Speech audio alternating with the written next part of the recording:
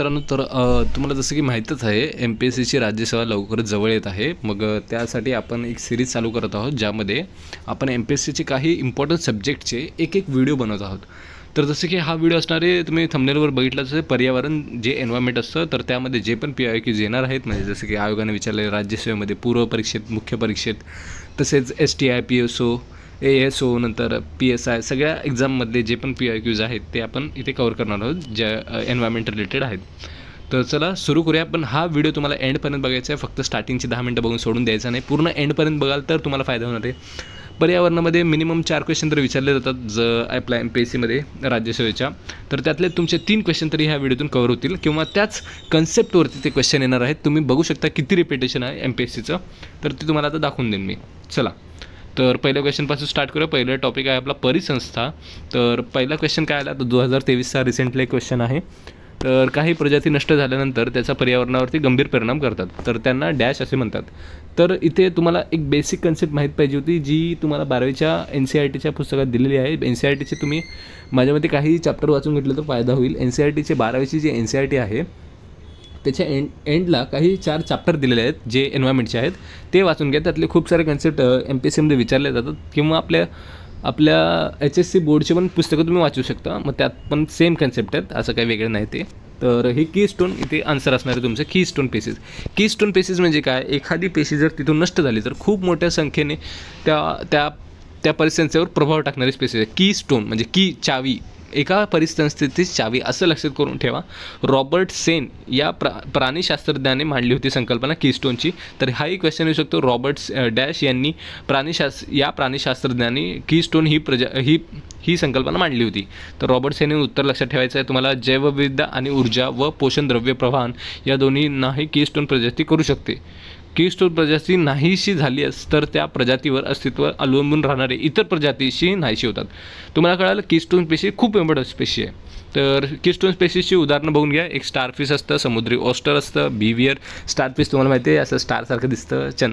नंतर बिवियर, लांडगे, हत्ती लांडगे हे पण कीस्टोन पेशीज आहेत. तर लक्षात ठेवा, आपण जनरली ह्याला एलिमिनेट करू शकतो किंवा ऑप्शनमध्ये वाचताना. आणि जे बाकी पर्याय दिलेत, आपण कुठलाही MPSCचा क्वेश्चन सॉल्व करू तर त्यातले बाकी पर्यायही बघून घ्या, त्यातून काही वेळेस क्वेश्चन येतात. तर इथे ब्लू स्टोन, रेड स्टोन आणि पिवळा स्टोन काय आहे, तर हे काही नाही, नॉर्मल संकल्पना आहे, म्हणजे दगड आहेत नॉर्मल, हे काही संकल्पना वगैरे नाही आहे. तर तसेच आता जाऊया परत. 2023मध्ये एक क्वेश्चन विचारला आहे. पर्यावरण म्हणजे सजीवांची किंवा जीवनसमूहाचे जीवन, वाढ, विकास व मृत्यूवर परिणाम करणाऱ्या सर्व परिस्थिती व तिचे कारकाचा प्रभाव होय. तर हे कोणी सांगितलेलं आहे, तर हे कोणी सांगितलेलं असेल तर आपल्याला ह्याच्यातलं बघायचं आहे.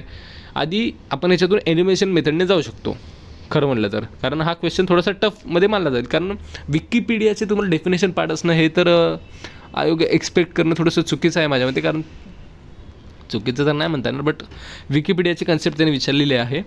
तर आपण बघूया, जर आपण एलिमिनेशन मेथडने गेलं म्हणजे काही आपण ऑप्शन हे काढून टाकूया. तर परिस्थितिकी, इकोलॉजी हा शब्द अर्नेस्ट हॅकलने यूज केला होता. नंतर स्ट्रगल ऑफ एक्झिस्टन्स, डार्विनच्या स्ट्रगल ऑफ एक्झिस्टन्स या सिद्धांतावर आधारित आहे.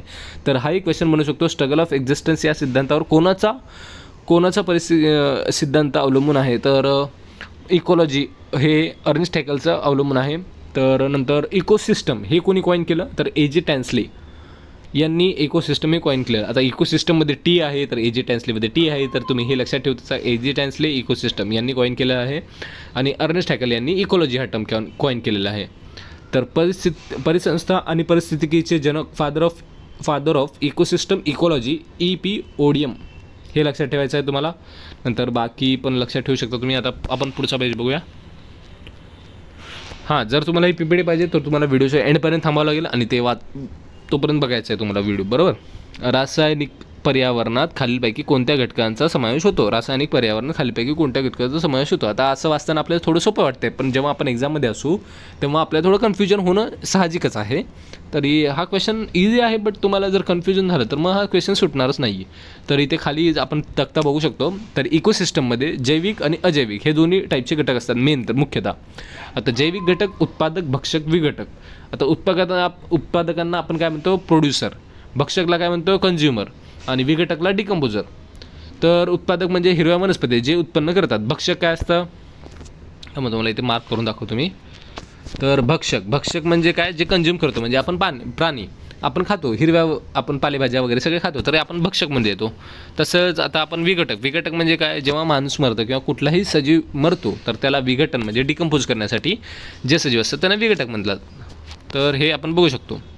आता हिरव्या वनस्पती झालं. प्राणीमध्ये काय, तर प्राथमिक भक्षक, द्वितीय भक्षक, तृतीय भक्षक. आपण अन्नाची साखळी बघितलेली आहे, प्रथम, द्वितीय, तृतीय असं अन्न साखळी इथे एक्सप्लेन केलेली आहे. नंतर विघटकमध्ये जीवाणू, कवक तुम्हाला माहिती आहे. आता अजैविक घटक, जसं की क्वेश्चन विचारला होता, खालीलपैकी कोणत्या घटकांचा समावेश होतो पर्यावरणात, तर अजैविक घटकांमध्ये 2 घटक येतात, रासायनिक आणि भौतिक. भौतिक घटकामध्ये पण तुम्हाला हे महत्त्वाचे घटक, आता भौतिक घटकामध्ये हे सगळे महत्त्वाचे घटक आहेत, हवा, पाणी, बाष्प, खनिज, मुद्रा, भूरचना हा पण घटक मानलेला आहे, तुम्ही लक्षात ठेवा. सूर्यप्रकाश पण घटक आहे, तर ह्या गोष्टी लक्षात ठेवा. नंतर रासायनिक घटकांमध्ये काय आहे, आता असेंद्रिय, सेंद्रिय 2 प्रकार झाले इथेच. असेंद्रिय, आता सेंद्रियमध्ये काय, तर प्राथमिक कार्बोदने आणि स्निग्ध, तसेच हायड्रोजन, ऑक्सिजन, कॅल्शियम, नायट्रोजन सगळे एलिमेंट्स इथे येतात, तर आपण हे लक्षात ठेवायचं आहे. आता हे झालं आपलं. आता इथे मी छोट्याशा नोट्स काढून ठेवलं आहे, कम्युनलिझम काय असतं आणि ॲनिमलिझम काय असतं. आता तुम्हाला माहिती आहे सिम्बायोटिक रिलेशन काय असतं वगैरे, हे थोडीशी संकल्पना तुम्ही लक्षात ठेवा. आता एक्स्ट्रा जी संकल्पना तुम्हाला डिफिकल्ट वाटतात ते लिहून ठेवा कुठेतरी, अशा नोट्स काढा छोट्या. तर एकाच ठिकाणी जर कंपाईल असेल, तुम्ही हे PDF डाउनलोड करायचं आहे, तर तुम्ही लास्टपर्यंत बघायचा आहे व्हिडिओ. तुम्हाला खूप वेळा मी सांगत आहे, हा व्हिडिओ एंडपर्यंत बघा, तुम्हाला खूपच चांगला फायदा होणार आहे या व्हिडिओचा. तर आता क्वेश्चन 4 आहे, परिसंस्था हा निसर्गाच्या स्वयं नियमांक व स्वायत्त शाश्वत संरचना व कार्यात्मक संघ आहे, जेथे जैविक व अजैविक घटकांमध्ये गुंतलेले असतात, ज्यामध्ये खालील क्रिया घडतात: उत्पादक, कुजणे, पोषण क्रिया, ऊर्जावहन. तर इथे सगळंच आपलं बरोबर आहे. हे बघा, MPSCमध्ये जर तुम्हाला काही सुचत नसेल तर वरील सर्व बरोबर करून यायचं. हा दॅट्स इट, हा नियम आहे. म्हणजे ठोकण्यापेक्षा वरील सर्व ठोकून यायचं. नॉर्मली आपण करून येतो तसं. तर आता इकोसिस्टम काय असतं हे बघून घ्या. स्ट्रक्चर आणि फंक्शन. इकोसिस्टमचं स्ट्रक्चर काय असतं, अबायोटिक कंपोनंट, जसं की आपण अजैविक जैविक घटक बघितले होते तेच आहे इथे. नंतर फंक्शन्स काय असणारे, फूड चेन असणारे, food web, energy flow, nutrient cycling, ecological pyramid, biochemical cycle. आता तुम्हाला वाटत असेल की हे सगळं तर इंग्लिशमध्ये दिले, मी तर मराठीत प्रिपेअर करतो आहे, पण तुम्हाला थोडंसं माहिती असलं पाहिजे इंग्लिश टर्म्स पण, कारण काय काय वेळेस MPSC डायरेक्ट इंग्लिश टर्म्स पण टाकेल मराठीत ट्रान्सलेट न करता, हे पण आहे. तर थोड्याशा टर्म्स माहिती असलं काय बिघडत नाही, ते माहिती करून घ्या. आता हा टेबल तुम्हाला खूप इम्पॉर्टंट आहे, हा टेबल तुम्ही बघून घ्या एकदा. हा टेबल आडवा आहे, मी याला उभा करण्याचा ट्राय करतो आहे. ओके, आता बरोबर आहे? नाही. हा टेबल एकदा तुम्ही स्क्रीनशॉट काढून घ्या आणि तुम्ही रीड करा. हा टेबल सेम आहे जो आपण पहिलं रीड केला होता, फक्त हा टेबल तुम्ही एकदा रीड करून घ्या, बस स्क्रीनशॉट काढा आणि रीड करा.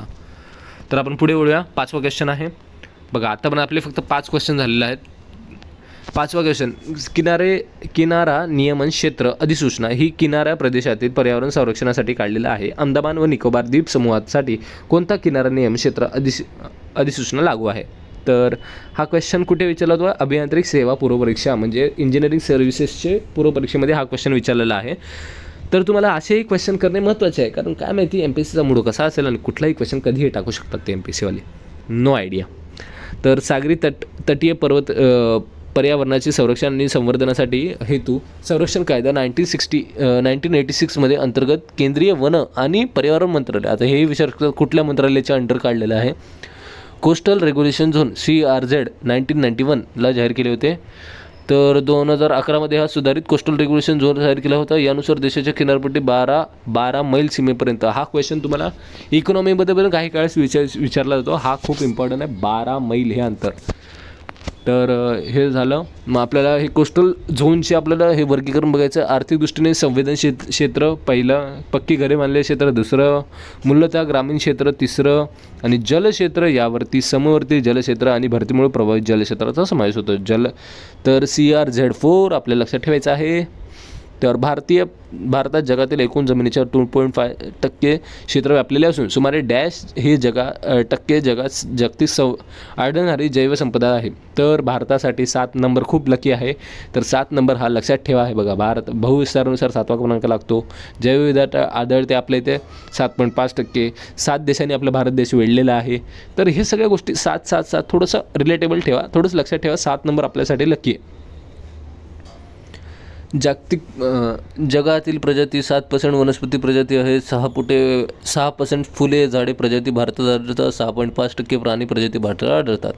हे सगळं थोडा फॅक्च्युअल डाटा आहे, तो एकदा वाचून घ्यायचा आहे आणि तो लक्षात ठेवण्याचा ट्राय करायचा आहे. मी नाही म्हणणार सगळंच लक्षात राहील, पण लक्षात ठेवण्याचा ट्राय करायचंच आहे, कारण जर तुम्हाला 4पैकी 3 जर क्वेश्चन बरोबर आणायचे तर एवढं करावंच लागेल. तर पोलिओ अल्टरटेक हे नका लक्ष देऊ. जैविक क्षेत्र माझ्या मते एवढं इम्पॉर्टंट नाही आहे. आता हा एक क्वेश्चन थोडासा ट्रिकी आहे. तृणभक्षकाच्या तुलनेत मांसभक्षकांमध्ये दाताचे अंकुशीदार असतात. दात अंकुचित म्हणजे मांस तोडण्यासाठी आपल्याला चुरट दात लागतात तसं बोलले. नंतर आतडे आखूड असतात. तर आपल्या ह्या थोडं स्टेटमेंटमध्ये थोडंसं गडबड होऊ शकते, पण हे स्टेटमेंट बरोबर आहे. आता इथे ह्याचं कारण पण दिलं आहे. आता कार्निवर्स म्हणजे काय, दुसऱ्या प्राण्यांचे मांस खाणारे. हर्बिवर्स म्हणजे काय, गवत खाऊन जगणारे. हे बेसिक आहे. तर शिकार करणाऱ्या प्राण्यांची वैशिष्ट्य अतिशय वेगवान, चपळ असतात, नॉर्मल आहे. अशा प्राण्यांचे दात अंकुचीदार असतात, जेणेकरून ते प्राण्यांचे मांस फाडून खाऊ शकतात. मांसभक्षक प्राण्यांमध्ये आतडे हे लहान असतात, कारण त्यांना सेल्युलोजसारखे पदार्थ पचवायचे गरजेचे नसते. इथे बघून घ्या, सेल्युलोजसारखे पदार्थ पकवायची गरज नसते म्हणून त्यांचे आतडे लहान असतात. लक्षात ठेवा. सेल्युलोज कुठे भेटतं, प्लांट्समध्ये. आपण काय खातो, गवत म्हणजे आपण पालेभाज्या खातो, त्यामध्ये सेल्युलोज असतं. मग ते टिकवण्यासाठी आपल्याला आपले आतडे थोडेसे मोठे लागतात आणि जे मांसभक्षक आहेत त्यांना थोडे छोटे लागतात आतडे. तृणभक्षक प्राण्यांची शरीर रचना ही वनस्पती खाण्यासाठी अनुकूल असते. तृणभक्षक प्राण्यांमध्ये मोठ्या प्रमाणात त्यांच्या आतड्यांचे उपयोगी सूक्ष्म सजीव असतात, त्याला मायक्रो ऑर्गॅनिझम म्हणतो, जे वनस्पती व झाडापाल्यांचे पचण्यासाठी उपयुक्त असतात. तर मी इथे थोडीशी एक नोट्स काढली आहे. मला खूप ठिकाणी हा क्वेश्चन भेटला होता. ब्लॅक कार्बन काय असतं. ब्लॅक कार्बनमध्ये शूट्स. आता incomplete combustion of the carbon म्हणजे जे पण आपले झाड वगैरे आहे ते इनकम्प्लीट म्हणजे अर्धवट आपण जेव्हा जळवतो त्याला, तर त्याच्यापासून जे निर्माण होतं ते ब्लॅक कार्बन असतं, ज्याचं जी साईज आहे PM 2.5 आहे साईज. नंतर second largest pollutant after CO2 म्हणजे CO2 नंतर सर्वात घातक असं पर्यावरणाला ते आहे ब्लॅक कार्बन. तर हेच थोडंसं इम्पॉर्टंट होतं. हा फर्स्ट चॅप्टर झालेला आहे आपला. तर एवढे सगळे तुम्हाला क्वेश्चन विचारले आहेत परिसंस्थावरून. आता परिस्थिती काही मूलभूत संकल्पना. तर तिथे मातीतले नायट्रोजन खत जीवाणू तोडल्यावर मुक्त होतो. मातीतील नायट्रोजन खत जीवाणूद्वारे तोडल्यावरती डिंबटिंब मुक्त होतो. तर काय मुक्त होणार, नायट्रस ट्रायऑक्साईड. हे थोडंसं डिफिकल्ट क्वेश्चन म्हणता येईल जर तुम्हाला नायट्रोजन सायकल माहीत नसेल. आता नायट्रोजन सायकल आपण कंप्लीट इथे समजणार आहोत. नायट्रोजन चक्र वातावरणातील N2, NO2 आणि NO यांच्या स्वरूपात आढळतो. मात्र वातावरणातील हा नायट्रोजन वनस्पतींना थेट वापरता येत नाही. या नायट्रोजन स्थितीकरण करावं लागते. आता इथे खूप इम्पॉर्टंट पॉईंट्स आहेत, ते तुम्हाला मी मार्क करून देतो. आता बघा, काही परस्परजीवी शैवाले मुक्त, काही जीवाणू आणि शैवाल हे मुक्त वातावरणातील नायट्रोजन वापरू शकतात. पण आता आपले प्लांट्स तर वापरू नाही शकत, म्हणजे वनस्पती मुक्त हवेतील नायट्रोजन वापरू नाही शकत. मग त्यासाठी ते काय करतात, अमोनियाचं रूपांतर नायट्रेट्समध्ये करतात, जे कोणकोणचं नायट्रोमोनाज बॅक्टेरिया. तसेच आता पुढे त्या नायट्राइट्सचं रूपांतर नायट्रोबॅक्टर करतो. नायट्रोबॅक्टर, नायट्रोमोनाज आणि नायट्रोबॅक्टर जीवाणूकडून केले जातं. या प्रक्रियेस नायट्रिफिकेशन असे म्हणतात आणि हे नायट्रेट्स वनस्पतीकडून वापरले जातात. आता आधी अमोनियाचं नायट्राइट्समध्ये, नायट्राइट्स वेगळे. नायट्राइट्स कोण करतं, नायट्रोमोनाज. हे लक्षात ठेवा वर्ड्स, नायट्रोमोनाज, नायट्रोबॅक्टर, सुडोमोनाज, हे सगळे वर्ड तुम्हाला लक्षात राहिले पाहिजे. ह्याच्यावरती क्वेश्चन आलेला आहे आणि येतातच. तर अमोनियाचं रूपांतर नायट्राइट्समध्ये, नायट्रोबॅक्टर. पुढे नायट्राइट्समध्ये रूपांतर केलं जातं, नायट्राइट्समध्ये. तर हे नायट्रोबॅक्टर जीवाणूकडून केलं जातं, नायट्रोमोनाज, नायट्रोबॅक्टर.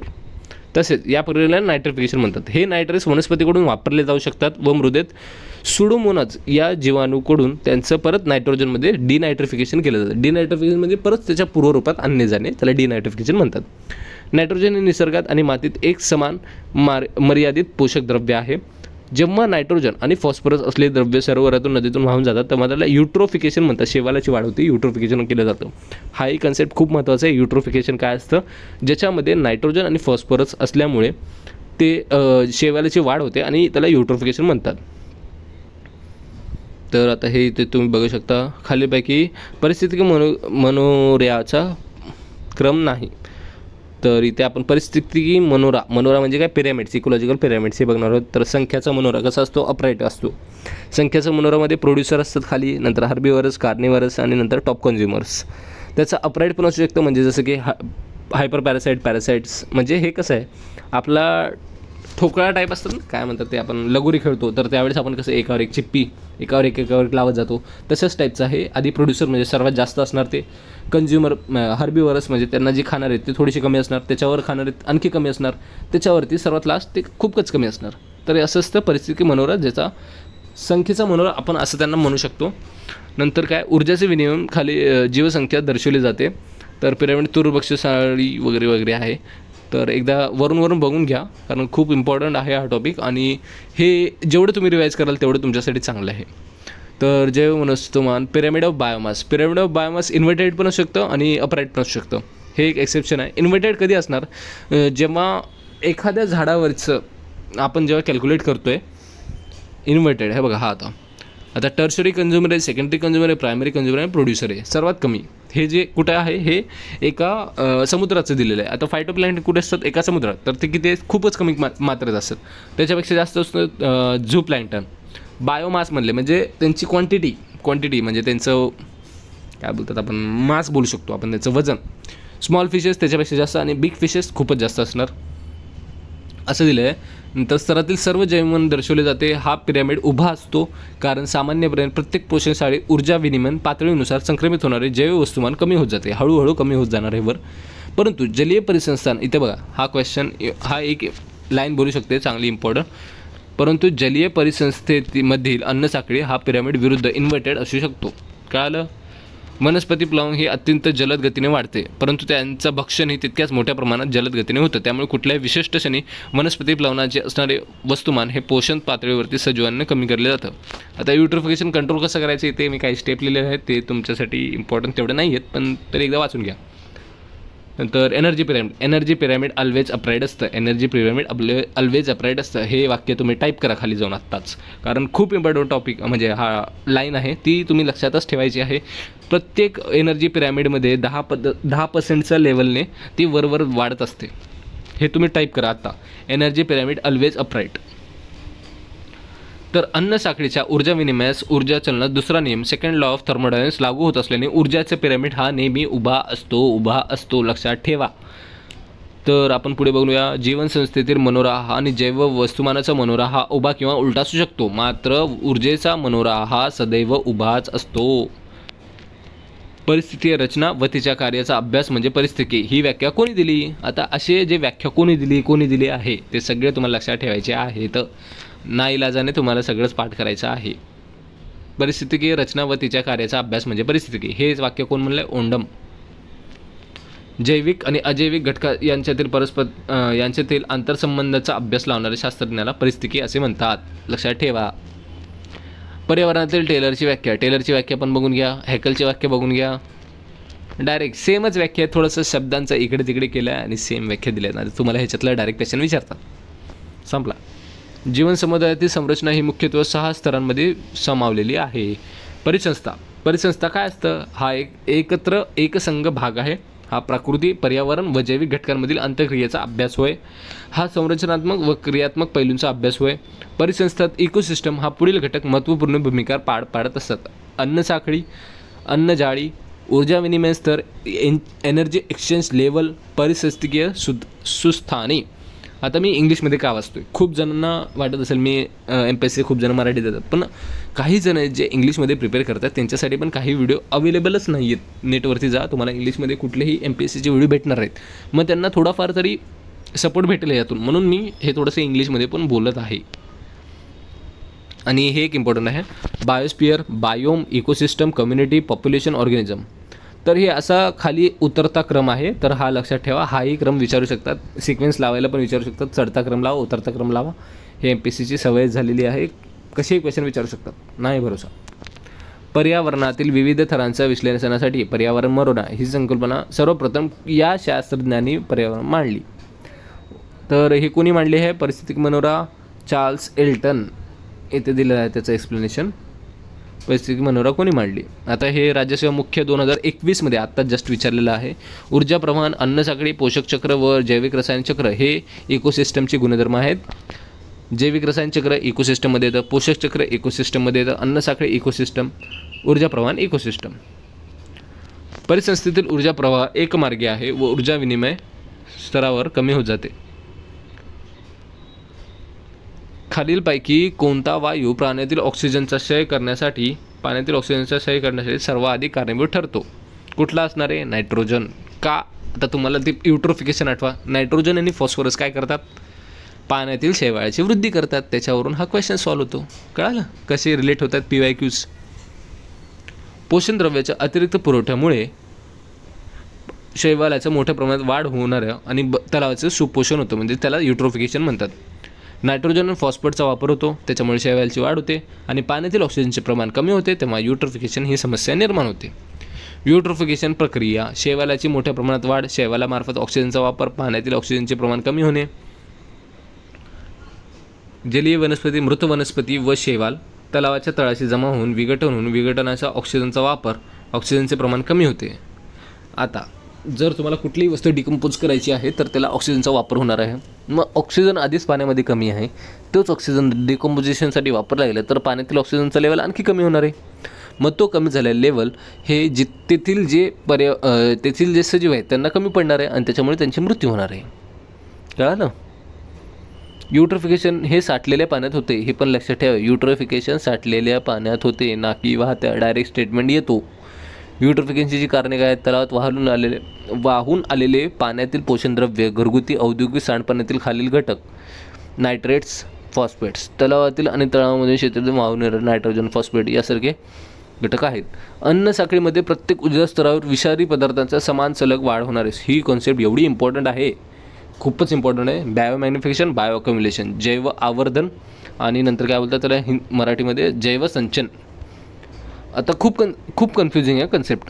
म्हणजे बघितलं तर खूप सिंपल आहे, जर एकदा कळेल तर खूपच सिंपल आहे. मॅग्निफिकेशन म्हणजे काय? तुम्ही मॅग्निफाईंग ग्लास बघितलं असेल, दुर्बीण. आपण काय करतो, असं काचेसारखं असतं आणि त्याच्याने आपण आग लावतो कागदाला, सूर्याखाली ठेवतो आणि आग लावतो दुर्बीणने. तसंच आहे बायोमॅग्निफिकेशन. काय करतं, एकाच ठिकाणी खूप जास्त. आता बघा, biomagnification take place as a chemical transfer from the lower trophic level to higher trophic level. म्हणजे जर एखाद्या वनस्पतीत जर कुठलेही केमिकल आढळले तर तेच वनस्पती कोण खाणार आहे? आपले शाकाहारी माणसं. शाकाहारी माणसाने खाल्ले, मग शाकाहारी प्राण्यांना कोण खातं? मांसाहारी खाल्ले, मग त्याच्यामध्ये ते केमिकल जाणार आहेत. मग त्याच्यामधून जे डिकम्पोजर आहेत त्यांच्यामध्ये पण ते केमिकल जाणार आहेत. म्हणजे असं एक लेवलमधून ते ट्रॉपिक लेवलमधून ते पुढे जाताना आहे, त्याला बायोमॅग्निफिकेशन म्हणतात. म्हणजे प्रत्येक ट्रॉपिक लेवलमध्ये, आता मी ट्रॉपिक हा वर्ड अंडरलाईन केलेला आहे, ट्रॉपिक लेवलमध्ये प्रत्येकाचं म्हणजे केमिकल्सचं मॅग्निफिकेशन होणार आहे, त्याला आपण बायोमॅग्निफिकेशन म्हणणार आहे. आता बायो अक्युम्युलेशन म्हणजे एकाच कुठल्या तरी प्राणीमध्ये किंवा सजीवामध्ये एका केमिकल अक्युमुलेट होणार आहे. जसं की मिनामाटा डिसीज झालेला मर्क्युरीच्या पॉयझनिंगमुळे, जे जापानमध्ये झाला होता आणि ते माशांच्या पॉयझनिंगमुळे झाला होता मिनामाटा डिसीज. असे तुम्हाला क्लिक करायची कन्सेप्ट, जी कुठे वाचली असेल तर ते कन्सेप्ट कुठे क्लिक होते का ते बघायचं. जैवसंचन आणि जैव आवर्धन होण्यासाठी प्रदूषकामध्ये खालील असलेले गुणधर्म, हे पण विचारू शकतात. कसे असले पाहिजेत गुणधर्म? जर ज्याला जैव संवर्धन करायचं किंवा जैव आवर्धन करायचं आहे तर प्रेझिस्टंट आणि टिकून राहणारे मेदपदार्थांचे द्रावणीय टिकून राहणारे पदार्थ, मेदपदार्थांचे द्रावणीय म्हणजे जसं की फॅट सोल्युबल, जैविकदृष्ट्या क्रियाशील म्हणजे बायोलॉजिकली ॲक्टिव्ह. नंतर बायोडिग्रेडेबल म्हणजे जैव निम्मीकरण म्हणजे कसं कुजणे, आपण सोप्या भाषेत म्हणू शकतो कुजणे. नंतर बायोरेमिडिएशन म्हणजे परत त्याचं प्रस्थापित करणे, जी आपले डिग्रेडेशन झाले बायोलॉजिकल ती परत तिथे पुनर्प्रस्थापित करणे. इनसिट्यू कन्व्हर्जेशन काय, नंतर एक्सिट्यू कन्व्हर्जेशन काय, ही मूळ प्रक्रिया आहे. मूळ स्थानी प्रदूषकांवरती प्रक्रिया केली जाते, म्हणजे त्याच ठिकाणी जिथे प्रदूषण झालेलं आहे त्याच ठिकाणी तिच्यावरती प्रक्रिया केली जाते. त्याला इनसिटू म्हणजे त्याच ठिकाणी. एक्सिटू म्हणजे तिथून काढून दुसऱ्या ठिकाणी. एक्स म्हणजे आता ते दुसरं आठवू नका, एक्स म्हणजे काय, एक्सिटू म्हणजे प्रदूषकाला मूळ स्थानापासून दूर नेलं जाते, त्याला तुलनात्मक खर्चिक प्रक्रिया आहे. बस एवढं लक्षात ठेवा. आता मानवी शरीरामध्ये पाऱ्याच्या संचयामुळे हा आजार होतो. पाऱ्याच्या संचयामुळे मी आत्ताच काय म्हणलं होतं, मिनामाटा डिसीज, जे माशामुळे होतं, जापानमध्ये झाला होता. शरीरात पाऱ्याच्या संचयामुळे चेतासंस्थेला हा रोग होतो. हा सर्वप्रथम जापानमधील मिनामाटा शरीरात आढळून होता. इटाई आता इथे ऑप्शन दिले ते पण बघून घ्या, ते पण विचारू शकतात. इटाई डिसीज कॅडमियमच्या संचयनामुळे हा रोग होतो आणि किडनीवरती निकामी होते.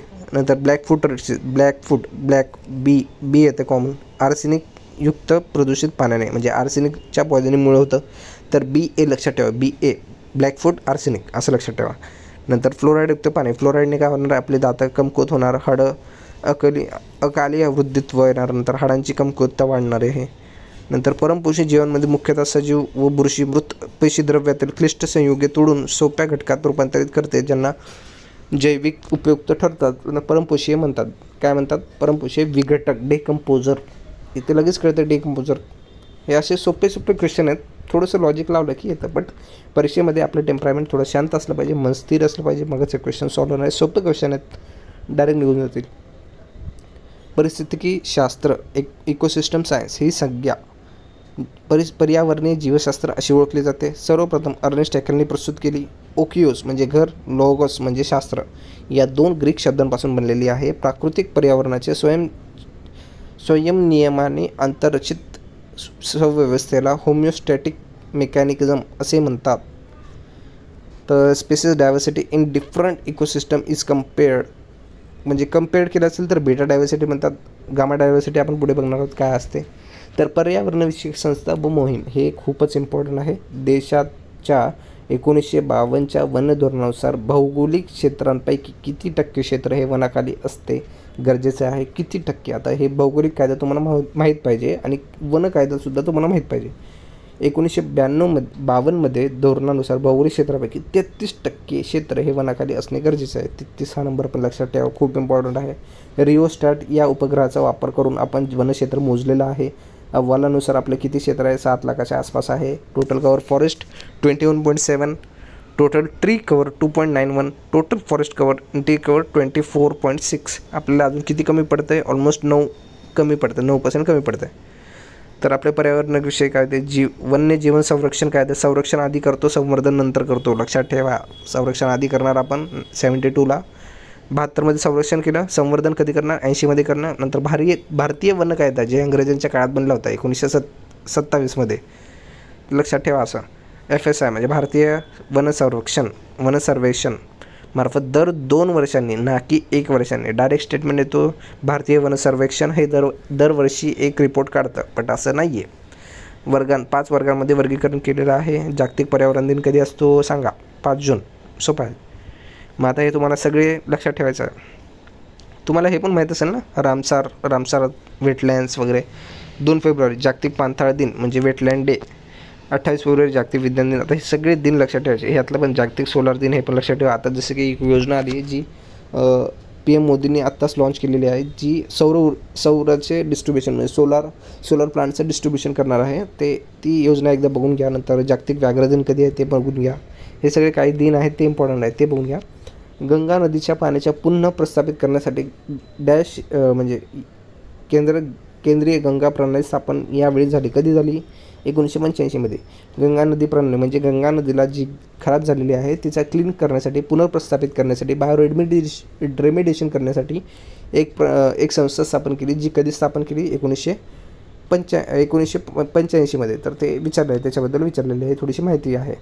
National mission for clean Ganga, Namo Gange पूर्ण आता एक प्रोग्राम पण चालू केलेला आहे पंतप्रधान मोदींनी. तेही बघून घ्या एकदा, कारण हे विचारू शकतात. आता इथे काय विचारलं आहे? सायलेंट व्हॅली कोणाला? हां चालतं. इथे काही इम्पॉर्टंट परिषदा दिलेल्या आहेत ते पण लक्षात ठेवायचे. कधी झालेल्या होत्या? हे राज्यसभेच्या मुख्यमध्ये विचारलेलं क्वेश्चन आहे, खूप इम्पॉर्टंट आहे. ब्रेटलँड अहवाल कधी झाला होता? 1987मध्ये. स्टॉकहोम परिषद कधी झाली होती? 1972मध्ये. रिओ परिषद कधी झाली होती? 1992मध्ये. आणि क्योटो प्रोटोकॉल 1997मध्ये. ह्याच्यातलं परिषदांचं एक टेबलच आहे, तो खूप इम्पॉर्टंट आहे, तो पुढे येणार आहे. तो तुम्ही नक्की व्हिडिओ बघा आणि मध्येच सोडू नका. लाईक करा व्हिडिओला, कारण खूप मेहनत घेऊन हा व्हिडिओ बनत आहे मी. तर हा व्हिडिओ खूप मोठा असणार आहे, तर नक्की एंडपर्यंत बघा व्हिडिओ, खूप कामाला येईल तुमच्या. तर आपण थोडासा पुढचा नवीन टॉपिक चालू करणार आहोत, जीवावरण आणि वन्यजीवन संवर्धन. थोडंसं माझ्या प्रोनाऊन्सिएशनमध्ये चुकत असेल तर सॉरी, बट तुम्ही समोर वाचू शकता. घातक कचरा मृदेत टाकल्यामुळे जैवविविधता कमी होते. नद्यांच्या वाऱ्यावर पूर येण्यामुळे वृक्षतोडीस कारणीभूत होतो. फ्रान्सिस्को मॅजेंट यांच्या ऊर्जा क्षेत्रातील कार्यामुळे त्यांना अमेझॉन गांधी म्हणतात. आता इथे खूपच सिंपल लॉजिक वापरायचं आहे. फ्रान्सिस्को मेडन यांना ऊर्जा क्षेत्रामुळे अमेझॉन गांधी का म्हणतील? ॲमेझॉन गांधी जर म्हणायचं असेल तर ते ॲमेझॉन काय मोठं वन आहे, बरोबर, पूर्ण फॉरेस्ट आहे, मग त्यांना ॲमेझॉन गांधी ऊर्जा क्षेत्र थोडी न म्हणणार. थोडंसं बेसिक सेन्स पाहिजे होता, इथे क्वेश्चन सुटला असता, पण परीक्षेत हे माइंडसेट नसतं आपलं. मग इथे त्याचे 4 प्रकार दिले आहेत प्रदूषणाचे. हे प्रदूषणाचे प्रकार कोणी तिसरीचा मुलगा पण सांगेल, प्रदूषणाचे कुठले कुठले प्रकार असतात ते सांगायची मला गरज नाही आहे. मग ह्याच्याबद्दल थोडं वाचून घ्या. फ्रान्सिस्को मेझेंटमध्ये हे एक ब्राझिलियन पर्यावरणवादी होते आणि त्यांनी ॲमेझॉन फॉरेस्टचे संरक्षण करण्यासाठी लढा दिला होता. स्थानिक शेतकरी व लोकांच्या मानवी हक्कासाठी लढा दिला होता. ॲमेझॉन गांधी म्हणून ओळखले जाते, बरोबर. राखीव जीवावरण व जीवनमंडल हे यानुसार नामांकित करतात. मध्यवर्ती भाग, बफर झोन आणि संक्रमित झोन.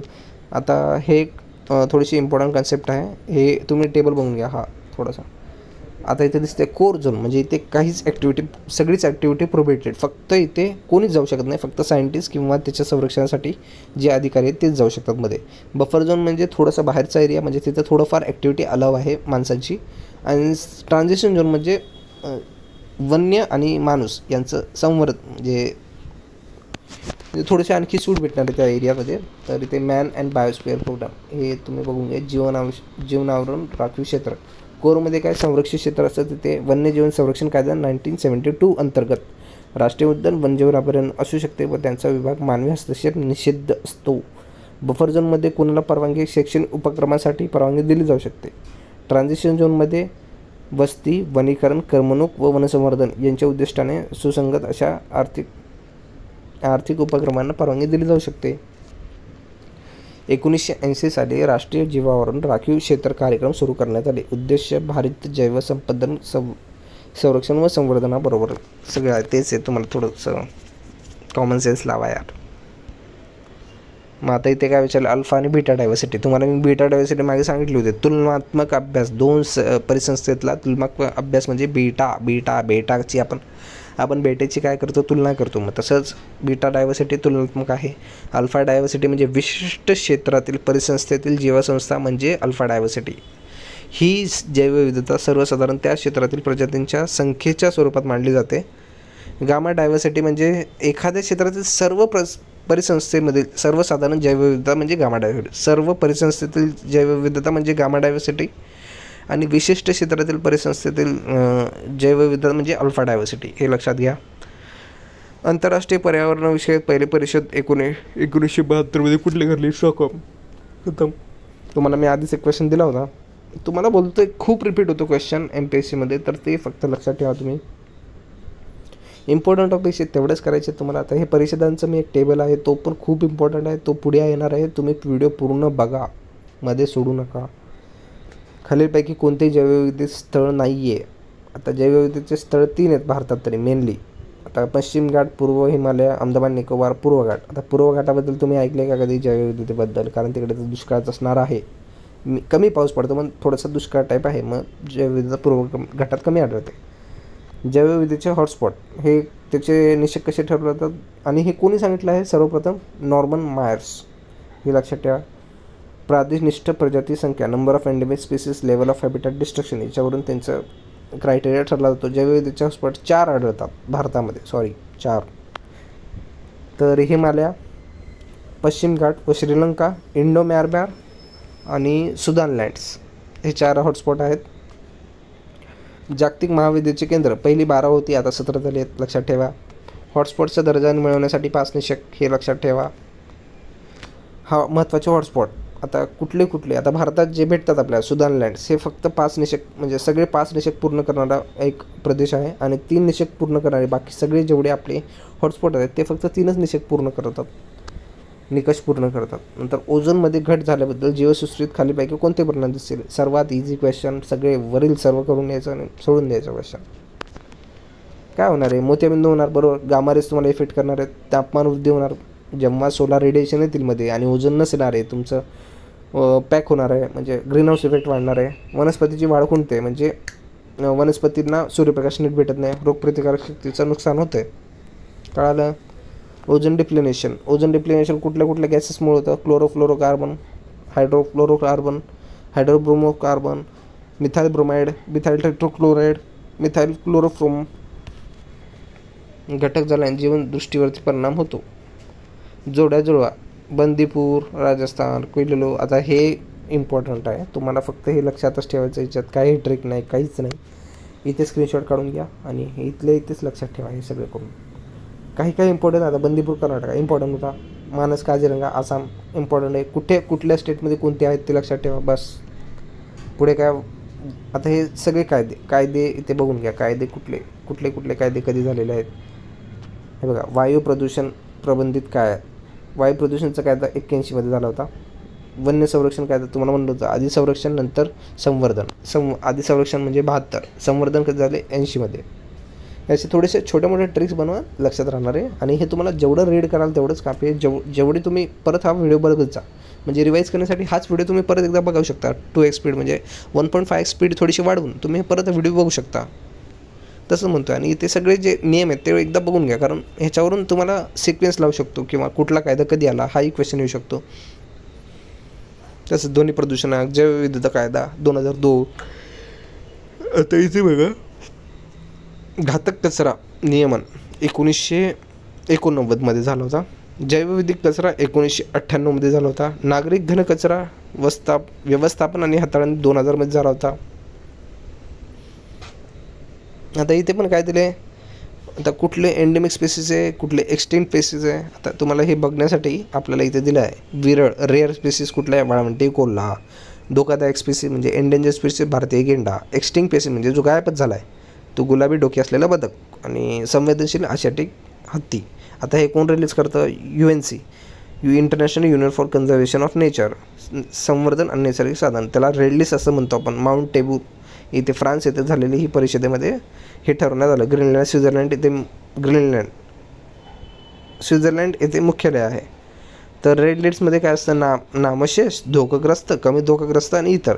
नामशेष कुठले झाले हे लक्षात ठेवा, बाकी थोडेसे नाही लक्षात ठेवले तरी चालेल. नामशेष कुठले झालेत, गुलाबी डोके असलेलं बदक, इंडियन चिता. पण भारतात आता जस्ट काहीच दिवसापूर्वी नांबियातून काही चित्ते आणले, ते आपल्या मध्य प्रदेशमधले कुनू नॅशनल पार्क आहे तिथे ठेवण्यात आलेले आहेत, जे 12च्या संख्येत आहेत. आता इथे 8 दिलेत, त्याच्यानंतर आणखी 12 आणलेले आहेत, त्याच्यातले 7 नर आहेत आणि 5 मादा आहेत, तेही लक्षात ठेवा. कुनू नॅशनल पार्क मध्य प्रदेश लक्षात ठेवा. आता पुढे मी तेच विचारणार आहे परत.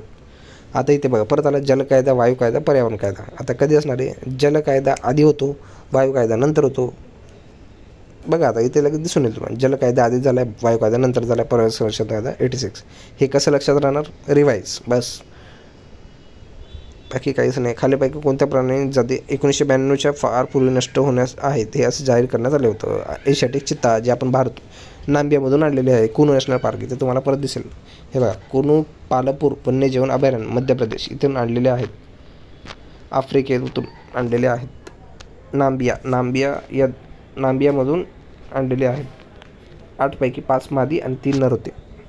गंगेट डॉल्फिन आहे ते आपलं कुठे आढळतात, बांगलादेश, भारत आणि नेपाळमध्ये आढळतात. राष्ट्रीय जलचर प्राणी आहे ते पण लक्षात ठेवा. गुवाहाटी या शहर प्राणी आहे.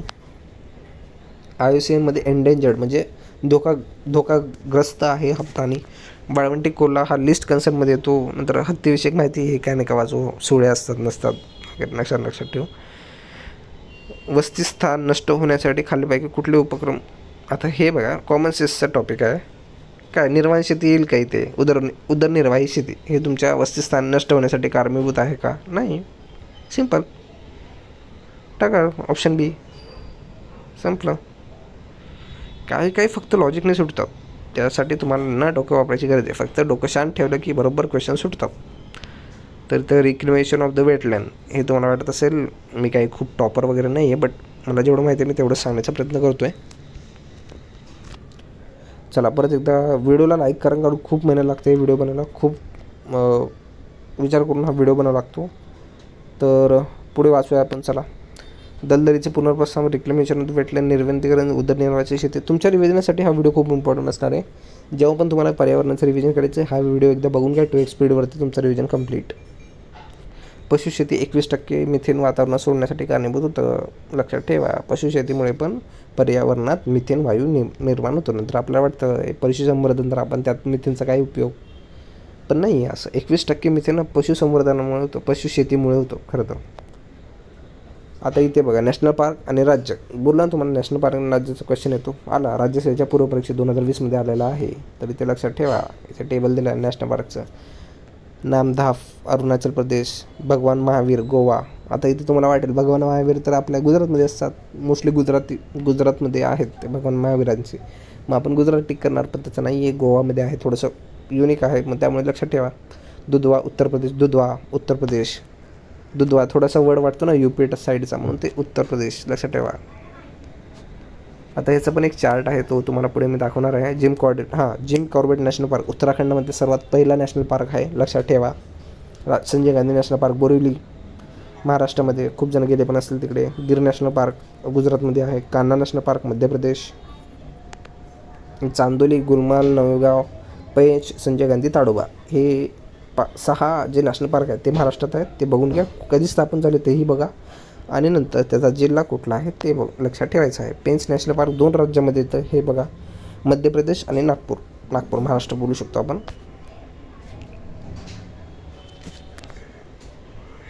हे तुम्हाला 5वी ते 6वीच्या पुस्तकातले असेल. हे आता कीटक काय करतात काय नाही. आता बेडूक, गांडूळ, शेतकऱ्यांचा मित्र म्हणतात. आता एवढं कसं काय म्हणतात तुम्हाला माहिती ते कशाबद्दल काय नाही ते सांगण्याची गरज नाही आहे.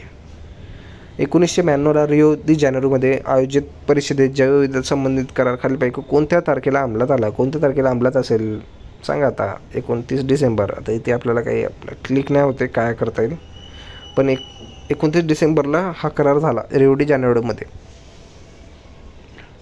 संयुक्त राष्ट्राची पर्यावरण विकासाची परिषद आहे.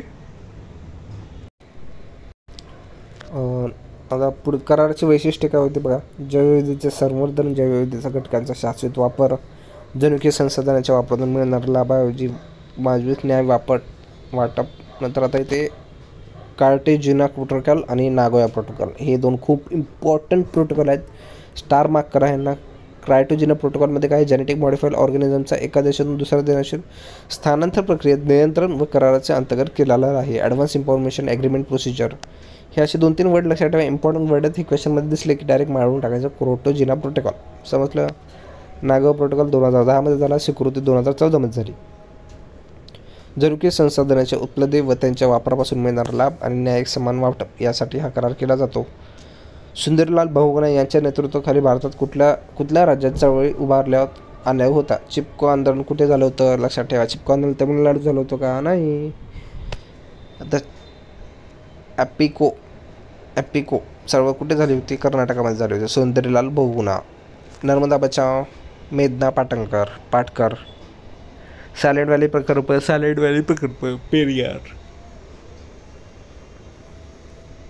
केरळमध्ये झालं होता. चिपको आंदोलन उत्तर प्रदेश झालं होतं, पण आताचे ते काय उत्तराखंड आहे लक्षात ठेवा. वन्यजीव कृती आराखडा 1920-17-31 खाली विचार. हे विधानांवरचे क्वेश्चन खूप इम्पॉर्टंट असतात. या विधानात एक जरी चुकीचा सापडला तर त्यावरून एलिमिनेशन थोडंसं डिफिकल्ट आहे, म्हणून खूप विधाने काळजीपूर्वक वाचायची आहेत आणि ते विधानांना बरोबर आन्सर करायचं आहे. ॲनिमिनेशन मेथड वापरण्याचा ट्राय करा. जर नाही जमलं तर सोडून द्या क्वेश्चन. भारत राज्य वन्य अहवाल 2017नुसार भारतात जंगलातील सर्वाधिक टक्केवारी असलेले राज्य कुठले? आता ह्याच्यातलं सर्वाधिक टक्केवारी कुठलं असणार आहे? मिझोराम. थोडेसे लक्षात ठेवा. इथले 2017च्या अहवालानुसार मध्य प्रदेश, अरुणाचल प्रदेश, छत्तीसगड बरोबर. सर्वात कमी कुठे असणार? मिझोराम, अरुणाचल प्रदेश, मेघालय. आता तुम्हाला म्हणलं होतं दर 2 वर्षांनी FSI सर्वेक्षण करतं. 2 वर्षांनी. पहिला अहवाल 1987. रिओस्टॅट या उपग्रहाचा वापर. एकूण क्षेत्रफळ किती होतं सांगितलं होतं. टोटल फॉरेस्ट कव्हर किती सांगितलं होतं. ट्री फॉरेस्ट कव्हर सांगितलं होतं.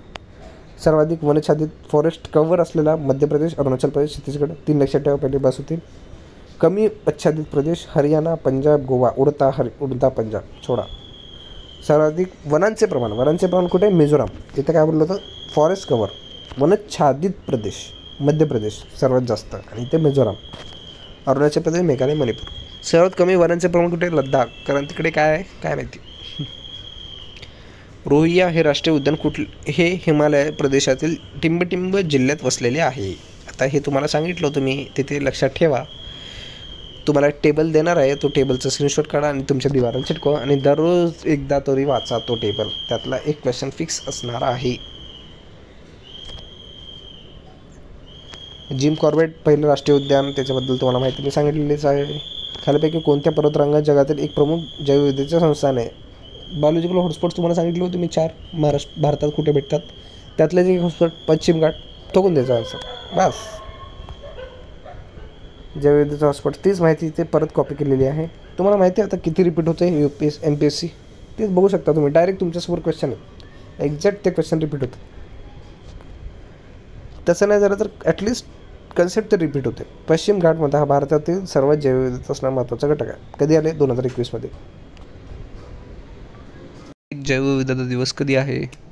तर 3 मार्चला आहे. 20 डिसेंबर 2013ला युनायटेड नेशन्सच्या आमसभेत 3 मार्च हा दिवस जागतिक वन दिवस म्हणून साजरा करण्यात आलेला आहे. 2016च्या वन दिवसाची थीम काय होती? नाही लक्षात ठेवलं तरी चालेल. पुढे बघू आपण. पुढीलपैकी ज्या क्रमाने सुरू करण्यात आलेला तो क्रम लक्षात ठेवून पुढे सिक्वेन्सने लावायचा आहे आपल्याला. तर आधी कुठला प्रकल्प सुरू झाला? सिंह प्रकल्प. तर सिंहाचा प्रकल्प कुठे असलेला आहे? गिर गुजरातमध्ये गिर अभयारण्यात हा प्रकल्प सुरू करण्यात आला. खूप लोक वाघाचा प्रकल्प म्हणून सुरू करण्यात वाघाचा प्रकल्प असं माफ करू शकतात, बट ते चुकीचं असणार आहे. सिंहाचा प्रकल्प सर्वात आधी चालू झाला आहे, नंतर वाघाचा प्रकल्प कुठे चालू झालेला असणार आता ते तुम्ही शोधायचं आहे. 1973मध्ये वाघाचा प्रकल्प सुरू करण्यात आलेला आहे आणि सर्वात पहिली वाघाची गणना कधी झाली? 1972मध्ये, बरोबर.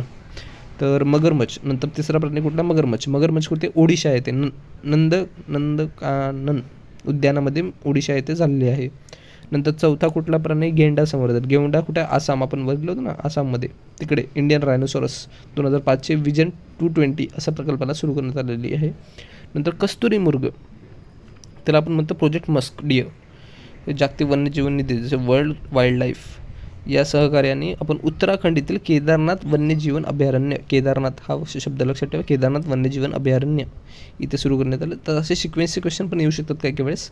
तर इतर काही महत्त्वाचे प्रकल्प पण दिलेले आहेत. कुठले? हिमबिबटे आहे, हिंगुल प्रकल्प आहे, गीर सिंह प्रकल्प आहे, व्याघ्र प्रकल्प, घडियाल प्रकल्प. हे कधी दिले त्याचं फक्त सिक्वेन्स लक्षात ठेवा. इयर नाही लक्षात राहणार, कारण खूप डाटा होईल इथे. मगअप करण्यासाठी खूप डाटा आहे, पण एवढा डाटा लक्षात राहणार नाही. मग थोडंफार जे मेन डाटा आहे तो तर लक्षात ठेवा. नंतर महत्त्वाचे काय? हत्तीचे अवैध शिकार रोखण्यासाठी देखरेख कार्यक्रम 2003मध्ये झालेला होता. दक्षिण आशियात सुरू करण्यात आला होता. भारतीय मगरींची 3 उपप्रजाती आढळतात. त्याप्रमाणे पुढीलप्रमाणे मगरीच्या उपप्रजाती दिलेल्या आहेत. लक्षात राहील तर ठेवा, नाही राहिलं काही दिक्कत नाही आहे. नंतर गिधाड संवर्धनाविषयी पण दिलेलं आहे. ते गिधाड संवर्धनाचा एक कार्यक्रम 2001मध्ये चालू केला होता हरियाणामध्ये. तुम्हाला थोडंसं किचकत वाटत असेल, खूप सारं लक्षात ठेवायचं आहे, पण काय करणार, लक्षात तर ठेवावंच लागणार आहे. आणि रिवाईज करण्यासाठी तुम्ही एकतर PDF हे परत वाचू शकता किंवा हा व्हिडिओज तुम्ही 2-3 वेळा एकदा बघू शकता, तर तुम्हाला सगळे हे रिवाईज होणार आहेत. तर भारतात सर्वात पहिले राष्ट्रीय उद्यान हे पण तुम्हाला मी सांगितलं होतं, जिम कॉर्बेट उत्तराखंड. पहिले राष्ट्रीय उद्यान कधी खुललं होतं? 1972मध्ये. नाही, जिम कॉर्बेटची स्थापना 1936मध्ये झाली आहे. 1972ला वन्यजीवन संरक्षण कायदा आलेला आहे. कळालं? गिर काय? गिर कशाचं होतं? मी आत्ताच आधी सांगितलं, सिंहासाठी गिर प्रसिद्ध आहे. ते कुठे आहे? गुजरातमध्ये गिर नॅशनल पार्क. केवळ गिर राष्ट्रीय उद्यान तेव्हा सिंह संपूर्ण आशियामध्ये गिर नॅशनल पार्कमध्येच आढळले जातात. नंतर संजय गांधी उद्यान तुम्हाला माहिती आहे, बोरेलीमध्ये आहे, खूप जण जातात तिकडे. नंतर काय? कान्हा राष्ट्रीय उद्यान हे कुठे आहे? मध्य प्रदेशमध्ये. तर सर्वात मोठे राष्ट्रीय उद्यान कुठलं आहे? हेम्सी, ना की जिम कॉर्बेट. खूप जण असं मार्क करून ते जिम कॉर्बेट आहे म्हणून, पण नाही आहे तसं. हेम्सी आहे जम्मू काश्मीर. सर्वात लहान कुठे आहे? South Button, Andaman Nicobar. बघा, लक्षात ठेवा. महाराष्ट्रात एकूण 6 उद्यान आहेत. ताडोबा, चंद्रपूर, नवेगाव, गोंदिया, पेच, नागपूर, संजय गांधी बोरिवली, गोमाल, अमरावती, चांदोली, सातारा, कोल्हापूर, रत्नागिरी. बरोबर. आता पुढे हा जो टेबल आहे त्याचा स्क्रीनशॉट काढा पटापट. तुम्हाला झूम करून देतो, स्क्रीनशॉट काढा आणि हा टेबल तुम्हाला लक्षात ठेवायचा आहे. कर्नाटकात कुठले येतात? तमिळनाडूत कुठले येतात? नंतर केरळमध्ये कुठले? तमिळनाडूमध्ये 2-4. आता हे बघा, तुम्हाला सगळेच नाही लक्षात राहणार. जे नावं तुम्हाला चांगली ऐकल्यासारखे वाटत आहेत ते नावं लक्षात ठेवा, कुठल्या जिल्ह्यात आहेत काय नाही. हे बघा, पुढे पण आहेत, खूप सारे नाव आहेत. आपल्याला कमी नाही आहे अभ्यासाची, खूप आहेत. आपल्याला अभ्यास करण्यासाठी खूप टॉपिक आहे. ज्यांना वाटतो की आपला अभ्यास झालेला आहे कंप्लीट, त्यांच्यासाठी हे दाखवा व्हिडिओ त्यांना. बघा, हे सगळे नाव लक्षात ठेवा, जेवढे होतील तेवढे ॲटलिस्ट. नंतर जम्मू काश्मीरचं एक लक्षात ठेवा. आता थोडं जम्मू काश्मीर टॉपिक ट्रेंडिंगमध्ये आहे, तर त्यात पण कुठले असू शकतात ते लक्षात ठेवा. नंतर भारतातील काही प्रजाती पुढीलप्रमाणे, तर वाघ विमान वरीलपैकी कोणती प्रजाती नष्ट झाली आहे? तर नष्ट झालेली प्रजाती कोण तयार करतं? आयुसीएनमध्ये काय रेड लिस्ट तयार करते ती. रेड लिस्टमध्ये पण 2 पानं असतात, पिंक पेजेस आणि ग्रीन पेजेस. हे पण लक्षात ठेवा. या पिंक पेजेसमध्ये काय असते, यामध्ये संकटग्रस्त प्रजातींची माहिती दिलेली असते आणि ग्रीन पेजेस यापूर्वी संकटग्रस्त असणारी प्रजाती, परंतु त्यांच्या कन्झर्वेशनने ते परत त्यांची संख्या चांगल्या रुळावरती आलेली आहे असं त्या पेजेसमध्ये सांगितलेलं आहे. हे पण तुम्हाला लक्षात ठेवायचं आहे. नंतर एक्सटेंट कुठले पेसेस आहेत, क्रिटिकली एंडेंजर्ड हे पण पहिलं कव्हर केलेलं आहे. एंडेंजर कुठले आहेत, वल्नरेबल कुठले आहेत, नजदीकच्या काळात धोक्यात आलेली प्रजाती कुठली आहे, अनिश्चित प्रजाती कुठली आहे हे पण. नंतर पुढे काय दिले, आता इथे एक क्वेश्चन आलं होतं, कुठलं राज्य स्वयंमुख 2013. लैंगिक इच्छा वाढवण्यासाठी गेंड्याचे शिंग प्रमुख औषधयुक्त वापरला जातो. जैवविद्येचा रासास संबंधित घटक टिंबटिंब कुठले? आता हे एकदम बेसिक आहे, इथे तुम्ही बरोबर ठोकू शकता. बी आणि सी. थोडं कॉमन सेन्स लावून ठोकायचं आहे, बाकी काहीच नाही तुम्हाला इथे. नंतर इथे काय DTD. आता तुम्हाला माहिती आहे जे पर्यावरणाचं संरक्षण पर्यावरणाला नष्ट करतात, जसं की रेझिस्टंट ऑर्गॅनिक पोल्युटंट POP. आपण जे POP म्हणतो ते वेगळं आणि हे वेगळं आहे. तर DTD इथे आलेलं आहे. तर हे थोडेसे बघून घ्या एकदा, आणि ते जर ऑप्शनमध्ये दिसले तर तुम्ही त्याला एलिमिनेट करू शकता किंवा ते आन्सर मार्क करू शकता. हेलोक्रुलो, मायक्रोलेक्स, नंतर फ्लोरॉन, एडनेटी. इथे बघा नैसर्गिक सामग्री यांचा समावेश होतो, डॅश यांचा समावेश होतो. वरील सर्व सोपं आहे. भारतात जागतिक महाविद्यालयाचे किती? आता तुम्हाला सांगितलं होतं 12 होते पहिलं, आता 17 झालेत. पण इथे बघ 12 दिले आन्सर, पण इथे म्हणले पण आहे 12 जैवविद्येपैकी देश आहे आणि त्यात 17 झालेले आहे सध्या संख्या त्यांची. आता हे देश बघून या एकदा, पुढे विचारू शकतात. किंवा आता इथे बेसिक आहे, चीनमध्ये जास्त असणार आहे जैवविविधता, आफ्रिका खंडात जास्त असणार आहे, युरोपमध्ये जास्त नसणार आहे, भारतात जास्त असणार आहे. हे थोडंसं ट्रिक लावून लक्षात ठेवा. आशियात 5 जैवविविधता असणारे केंद्र आहेत, बरोबर. पुढे काय दिले, युरोप खंडात एकही जैवविविधतेचं केंद्र नाही, लक्षात ठेवा. भारतीय जगात एकूण जमिनीच्या जवळजवळ 2.5% क्षेत्र व्यापलेले असून सुमारे 7.5 जैवविविधता आढळते, जैवसंपदा आहे, बरोबर. चल पुढे, गिर कशासाठी प्रसिद्ध आहे? गिर मी तुम्हाला सांगितलं होतं सिंहासाठी प्रसिद्ध आहे गिर नॅशनल पार्क. नंतर पुढे काय, आता इथे प्रत्येक इथे आता तुम्हाला भीमाशंकर माहिती आहे, भीमाशंकर अभयारण्य पुण्याचं, तिथे कशासाठी शेकरू आपला राष्ट्रीय प्राणी आहे. तसेच पुढे हा टेबल दिला आहे, तो लक्षात ठेवायचा आहे. तर हा एक चॅप्टर आपला इथे संपलेला आहे. तर पुढे आपण हवा प्रदूषण बघणार आहोत. तर इथे इंजिनिअरिंग सर्व्हिसेसची एक्झाममध्ये काय विचारलं, ओझोन वायूचं प्रमाण किती आहे हवेच्या? तर ओझोन वायूचं प्रमाण किती शून्य आहे तिथं बघून घ्या, 4 0 आणि 1 6 आहे. तर हे क्वेश्चन तुम्हाला येऊ शकतो MPSCच्या राज्यसेवेमध्ये. क्योटो परिषद कशाशी संबंधित आहे? क्योटो परिषद कशाशी असणारी संबंधित? हरित वायूच्या उत्सर्जन कमी करण्यासाठी. आता हे जे परिषद आहेत त्याचा एक टेबल आहे, तो टेबल जर तुम्ही केला तर तुमचं क्वेश्चन फिक्स होणार आहे ते क्वेश्चन. आता UNFCCC म्हणजे काय, United nation framework for conservation on climate change. हा एक आंतरराष्ट्रीय करार आहे. जागतिक तापमानवाढीच्या थोपवण्याच्या हेतूने या कराराची UNFCCC सदस्य 11 सप्टेंबर 1997 लक्षात ठेवा रोजी स्वीकारण्यात आला. आणि क्योटो प्रोटोकॉल कधी झाला होता?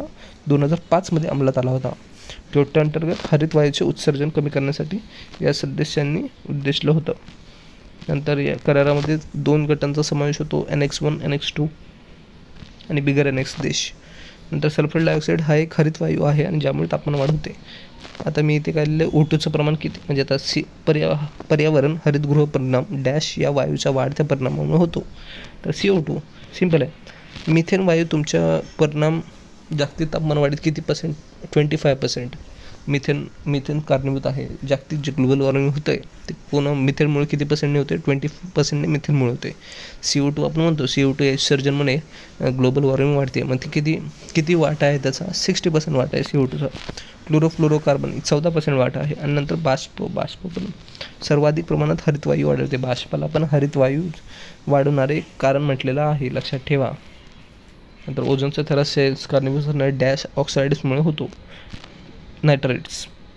हे इथे एवढे 8 आहेत, ते 8च्या 8 लक्षात ठेवा, कुठल्याही मध्येच विचारू शकता. तर जोड्या लावा, हे नाही केलं तरी चालेल मला वाटतं, पण तरी एकदा बघून घ्या.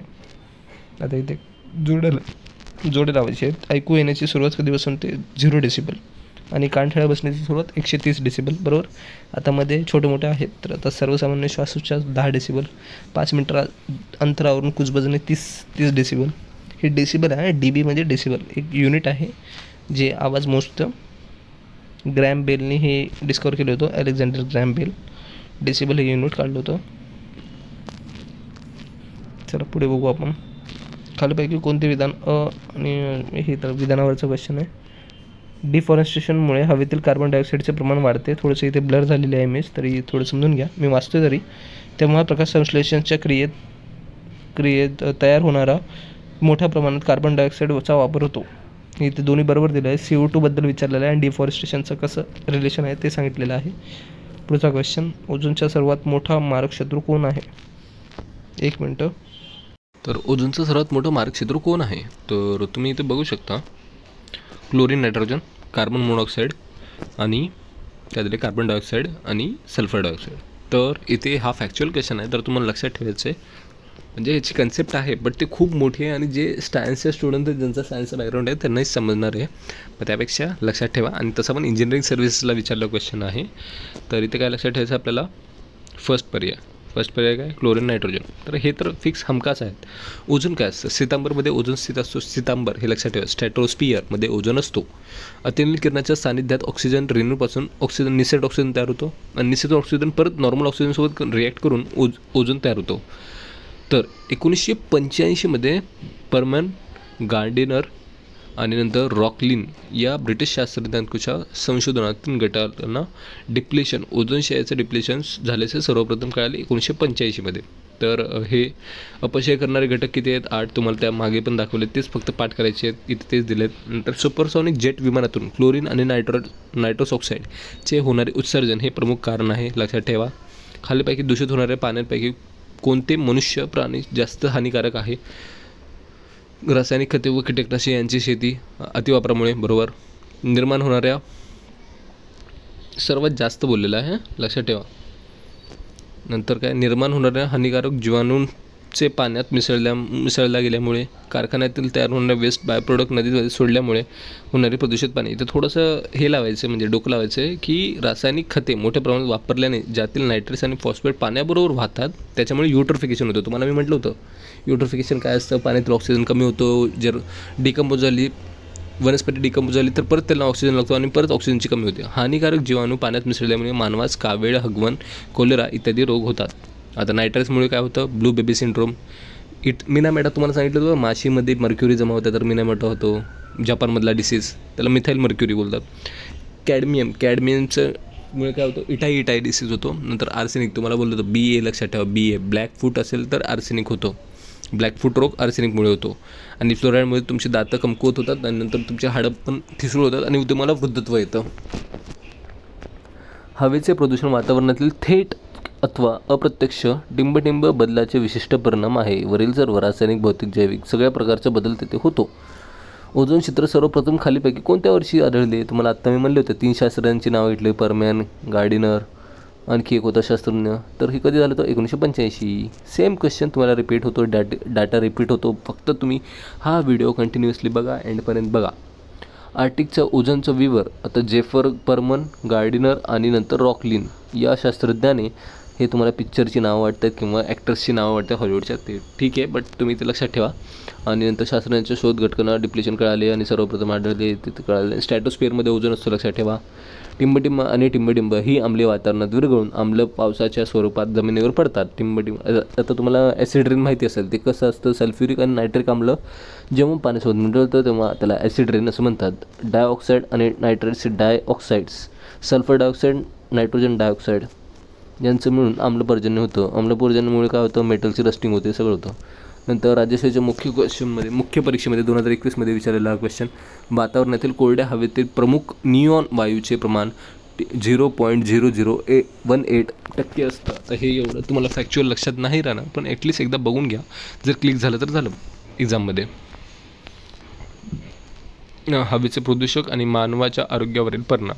कार्बन डायऑक्साईडमुळे काय होतं? रक्ताचं प्राणवायू वाहून नेण्याची क्षमता कमी होते. ॲल्डिहाइड्स नाक व श्वसन मार्गाचा त्रस्तपणा होतो. डायहायड्रोजन सल्फाईड, मळमळ, डोळ्यात जळजळ व घशाची खवखव वाढते. सल्फर डायऑक्साईड्स, छातीत जळजळ, डोकेदुखी, उलट्या, मृत्यू. कार्बन मोनॉक्साईड हा हवेचा प्रदूषण कमी करणारा प्रमुख घटक आहे. तो मानवी आरोग्यासाठी पूर्णपणे हानिकारक. यामुळे हृदयविकाराचा झटका येऊ शकतो. तो रक्ताचे प्राणवायू वाहून नेण्याची क्षमता कमी करतो. तसेच मज्जासंस्थेतील सर्वसाधारण कार्यप्रणाली प्रभावित करतो. BHC कीटकनाशकावर मातीवर अवशेष राहणे या कारणामुळे प्रतिबंध करण्यात आलेले आहे. पृथ्वीवरील तापमान वाढली तर 50% भाग पाण्याखाली येईल. हे फॅक्च्युअल डाटा, याचं काही नाही एवढं. जागतिक तापमान वाढ व हवामान वाढ, मोस्ट इम्पॉर्टंट टॉपिक. ओझोन संदर्भात खालीलपैकी विधाने बरोबर आहेत. ओझोन थराचे पृथ्वीचे संरक्षण म्हणतात. हे तर लहानपणापासून शिकत आलेलं आहे. 1 नंबर बरोबर आहे. इथून काय एलिमिनेट करता येतं का? हे बघा, ब ऑप्शन आपण एलिमिनेट केलेला आहे. तर आता 1985 तुम्हाला माहिती आहे, 1985 आपल्याला छिद्र पडलेलं दिसलं होतं. 3 शास्त्रज्ञांनी शोधलं होतं. बरोबर, खतम. बी पण बरोबर आहे. ब बरोबर. आता ह्याच्यातलं सी पण ऑप्शन कट झाला. आता तुम्हाला बघायचं आहे डी ऑप्शन बरोबर आहे की नाही. डी ऑप्शनवरती टिकून आहे. 4 किंवा 1. 1989 ओझोनच्या क्षयास कारणीभूत असणाऱ्या रसायनाच्या वापरावर बंदी घालण्यात आली. एक कायदा तयार करण्यात आला होता. तेव्हा कुठला तरी परिषद भरली होती, तुम्हाला सांगितले मी पहिलं. मग त्या परिषदेच्या अनुषंगाने आपण ते बंदी घालण्यासाठी एक परिषद भरवली होती 1989 म्हणजे 4 स्टेटमेंट बरोबर आहेत. तुम्ही अशी एलिमिनेशन टेक्निक वापरा, याच्यामध्ये खूप टाईम वाचतो.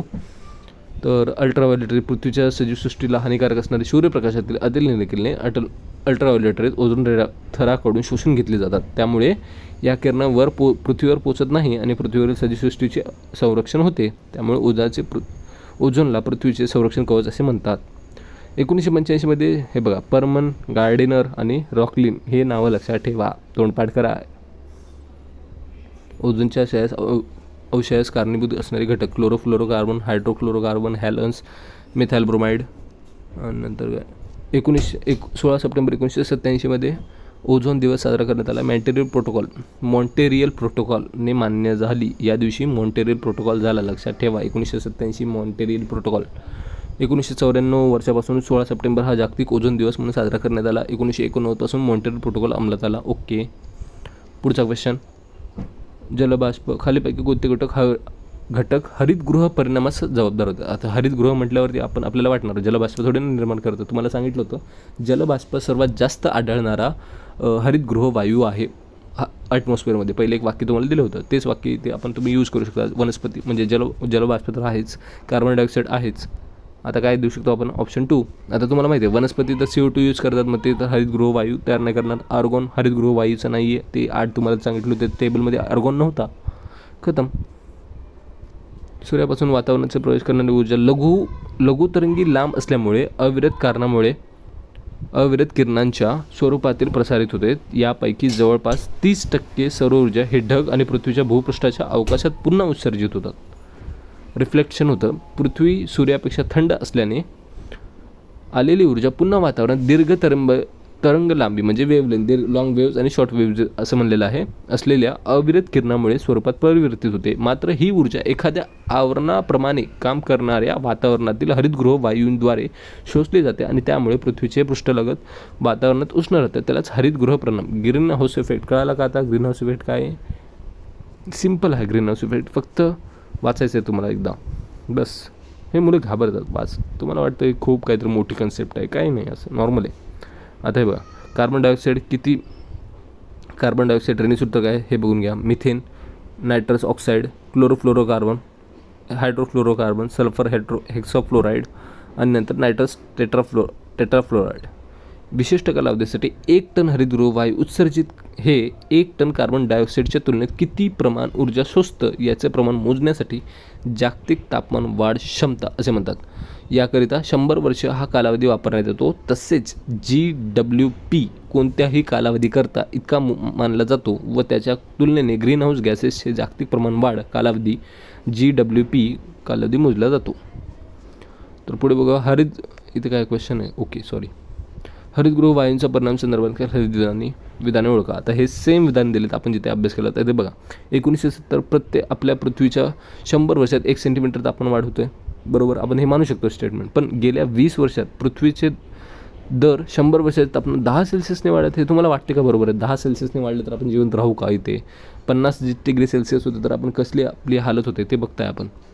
जगाच्या निरनिराळ्या भागातील बहुतेक हिमनद्या मार्ग सरकत आहेत. बरोबर आहे, हिमनद्या पिघळत आहेत, तुम्हालाही माहिती आहे. एल निनोची वारंवारिता F व प्रमाणाची तीव्रता वाढत आहे. बरोबर. ऑप्शन बघा 4 आहे, म्हणजे ब ऑप्शन फक्त चुकीचं आहे. ते हे बघा 20 वर्षात आपलं 10% तर वाढलेलं नाही डिग्री सेल्सिअस. हरितगृह काय सांगितलं आहे तुम्हाला, ग्रीन हाऊस इफेक्ट काय असतं, ग्रीन वायूचे स्रोत हे पण सांगितले, हे तुम्हाला 8 लक्षात ठेवायचे. बरोबर. परिणाम काय होतात, IPCC रिपोर्ट 1970च्या पर्यंत पृथ्वीचे 100 वर्षात 1% तापमानाने वाढ होते. बरोबर. IPCCच्या 2019च्या नवीन अहवालानुसार जगभरात तापमान बदलाचा वेग पुढे चालू राहिला तर भविष्यात पृथ्वीचे तापमान 1.5 डिग्री सेल्सिअस होईल. बरोबर. वर्ष 2030पर्यंत आणखी जर 0.5 सेल्सिअसने तापमान वाढून जर 2 सेल्सिअस झाले तर त्याचे गंभीर परिणाम भोगावे लागतील. हे फक्त तुम्हाला लक्षात ठेवायचे. वर्ष लक्षात ठेवायचे, तापमान किती वाढलं तर काय होणार लक्षात ठेवायचं आहे. बहुतेक हिमनद्या मागे सरकत आहेत. झालं. जसे कार्बन डायऑक्साईडचे प्रमाण आकाशातील प्रमाण वाढते तसतसे उष्णता वाढते व त्यामुळे वातावरणातील बदल होतात. काय बदल होतात, वातावरणातील पट्टे विषुववृत्तीय इक्वेटरपासून ते ध्रुवाकडे सरकतात आणि वृक्षवल्ली ही वृषवृत्तीपासून दूर जाते. कीटक उष्ण वातावरणात अधिक वाढतात तद्वतेच रोगही वाढतील. मानवी क्रियामुळे पाण्याची वाफ ही हरितगृह वायू थेट एकवटत नाही. चला पुढे बघू. जागतिक तापमान वाढ व हवामान बदल यामुळे कमी अंशातील पर्जन्य 5 ते 10% वाढ होऊ शकते. हे असं एक स्टेटमेंट येऊ शकतं, तुम्हाला चूक किंवा बरोबर असं विचारू शकतं. तर स्टेटमेंट लक्षात ठेवा आहे. एरोसॉल हवामानावरील परिणाम. एरोसॉल्स काय असतात, तर एरोसॉल्स आपण नीट बघूया. वायूमधील घन किंवा द्रव्य कणांचा ढग, हवेतील किंवा वायूमध्ये पसरलेल्या कणांचा क्लोराईडचे निलंबन कोलॉइड्स बोलतो ना आपण, त्यांना निलंबन करतात. परिणाम काय होतो, सूर्यप्रकाशात थेट आकाशात परिवर्तन होते, म्हणजे डायरेक्ट रिफ्लेक्ट होतात. अप्रत्यक्षित ढगांचा प्रखर परावर्तक बनतात. सूक्ष्म तुषाराच्या हवामानामुळे निव्वळ थंड परिणाम होतो. मानवनिर्मित सूक्ष्म तुषारामुळे नागरिक तापमान वाढीमध्ये काही प्रमाणात आळा बसतो. बरोबर. एरोसॉल चांगले आहेत आपल्यासाठी. आता कचरा टाळणे, कचरा भस्म करणे हे सगळं तुम्हाला नॉर्मल आहे, हे तुम्ही करू शकता थोडंसं लॉजिक लावून. इथे मी थोडंसं जॉग्रफीचं लिहिलं आहे, ते नोट्स बनवण्यासाठी मला जागा नव्हती भेटली, इथे जागा भेटली लिहून टाकलं. कचरा डेपो, लँडफिल्स, सॅनिटरी लँडफिल्स काय असतात, इन्स्क्रिनेशन हे नाही बघितलं तर चालेल, एकच क्वेश्चन आलेला होता आत्तापर्यंतचा. ते पण तुम्ही कचरा व्यवस्थापन दिलेलं आहे, घनकचरा व्यवस्थापन कसं करायचं काय नाही. रिड्यूस, रिसायकल आणि रिथिंक. रिफ्यूज करा, रिसर्च करा, रिड्यूस करा, रेग्युलेट अँड पब्लिक अवेअरनेस करा. भारतीय लोकांचे आरोग्य खालवण्यास खालीलपैकी कोणता घटक सर्वात जास्त कारणीभूत आहे, जलप्रदूषण. कारण तुम्हाला माहिती आहे, आपण आत्ता मागे बघितलं कोलरा, हगवण, नंतर जॉन्डिस वगैरे, टायफॉईड असे डिसीज जे होतात तर ते ह्याच्यामुळेच होत आहेत, जलप्रदूषणामुळे. तर सर्वात जास्त परिणाम करणारे जलप्रदूषण आहे असं म्हणलेलं आहे. नैसर्गिक आणि मानवी जलप्रदूषणाची कारण, नैसर्गिक मानवी हे बघून घ्या. काय, खालीलपैकी कोणता हरितगृह वायू संपूर्ण मानवनिर्मित आहे, सांगा आता कुठला आहे. फ्लोरोकार्बन. बाकी मिथेन तर सगळीकडून प्रोड्यूस होतो, जैवविविधतेतून पण मिथेन प्रोड्यूस होतो. कार्बन डायऑक्साईड सगळीकडून प्रोड्यूस होतो आहे. नायट्रस ऑक्साईड बरोबर हवेत आधीच आहे. क्लोरोफ्लोरोकार्बन आपण तयार करतो, AC मधून काय निघतो, क्लोरोफ्लोरोकार्बन. लक्षात ठेवा. कार्बन डायऑक्साईड हे सगळी माहिती दिली आहे त्या गॅसची. आता एवढी डिटेल माहिती तुम्हाला गरजेची नाही, किती % आहे, कधी काढलं होतं, कधी डिस्कवर केले वगैरे वगैरे. थोडंसं एकदा वरून वाचून घेतलं तरी होऊन जाईल. हरितगृहाच्या प्रभावाचे परिणाम मानवी समाज आणि शेतीवर होतो. पर्जन्याची न्यूनता होते, सागरात आम्लाची क्षारता वाढते आणि सागर पातळी वाढते. बरोबर. संयुक्त राष्ट्र 1987 नेराबी इथे कोणत्या विषयावर परिषद घेतली होती. आता तुम्हाला माहिती आहे, आता आपण काय करतोय, वाळवंटीकरणाला लढा देतोय. आता जर तुमचं ड्रायनेस म्हणजे डेझर्टनेस वाढली, तुमचं रेनफॉल कमी झाला, पर्जन्यमान कमी झालं, तर तिथे डेझर्ट वाढणार आहेत, म्हणजे वाळवंटीकरण वाढणार आहे. तर त्यांना आळा घालण्यासाठी नेरोबी इथे परिषद भरवण्यात आली होती. चला, तर आता खूप महत्त्वाचा टेबल आलेला आहे, हा स्क्रीनशॉट काढून घ्या मित्रांनो. हे जर तुम्हाला टेबल पाठ झालं तर तुमचा जो पण करारावरचा क्वेश्चन येणार आहे, करार कुठले करार कधी झाले, तर हा स्क्रीनशॉट जर तुम्ही काढून घेतला तर खूपच कामाला येईल तुमच्या. इथे कुठले करार दिलेत मी एकदा वाचून दाखवतो. बॉन करार, नेराबी घोषणापत्र, नेरोबी आता आपण कशासाठी वाचलो तो वाळवंटीकरणासाठी, लक्षात ठेवा. व्हिएन्ना करार, नंतर बेसल करार, नंतर संयुक्त राष्ट्र हवामान बदलावरती करार, UNFCCC आपण पहिला बघितलेला आहे.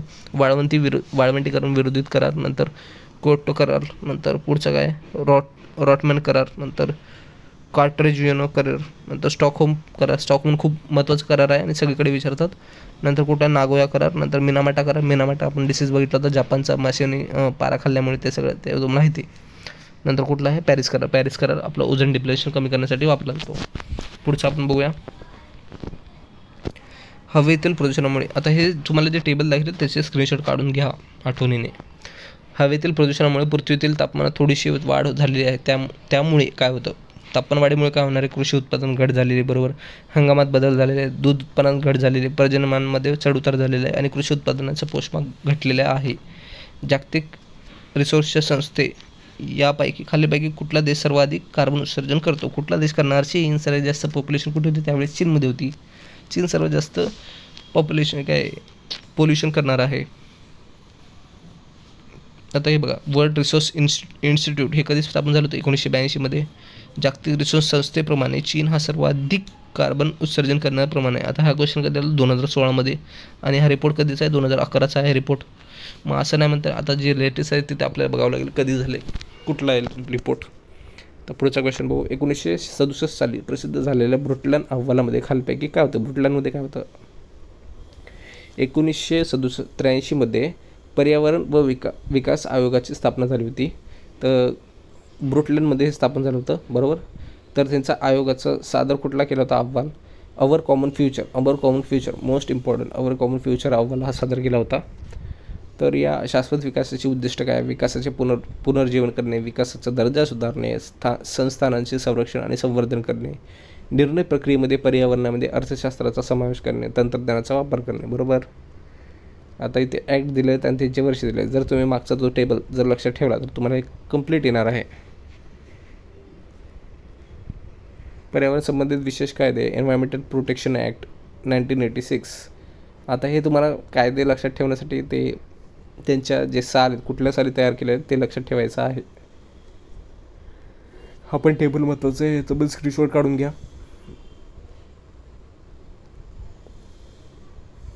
येते नंतर खालीपैकी कोणते वर्ष हे भारतातील पर्यावरण संबंधित वैधानिक कारवायासाठी एक महत्त्वपूर्ण खूण आहे मानला जातो व जेव्हा राष्ट्रीय पर्यावरणाचे नियोजन आणि समन्वय स्थापन झाली, कधी झाली, 1972.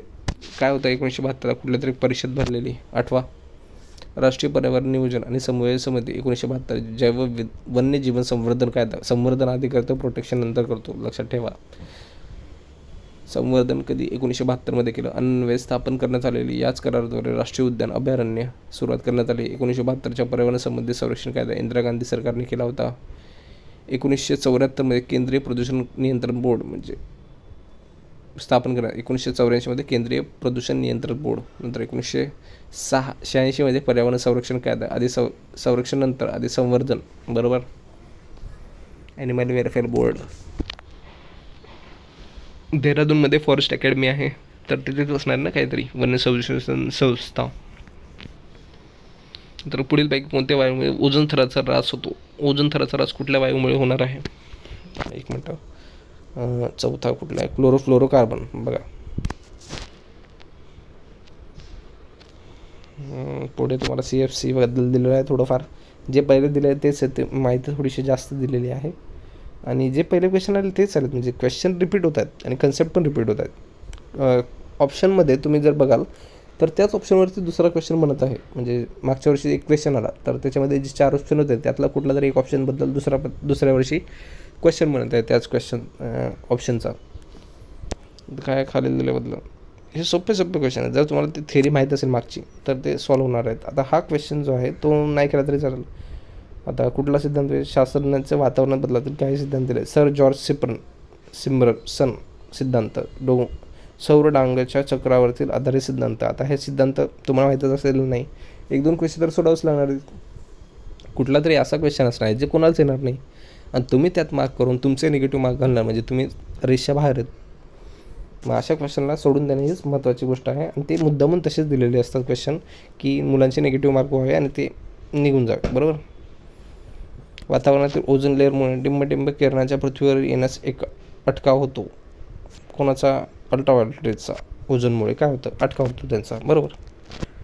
ओझोनच्या क्षयाची प्रक्रिया. आता कधी होते सुपरसोनिक जेटमधून काय होतो NO आणि NO2 हा उत्सर्जित होतो. क्लोरोफ्लोरो, एरोसॉल, रंग, रेफ्रिजरेटर इत्यादीचा वापर होतो. त्यामुळे सगळ्यांचा ओझोनचे अवशेष होतात.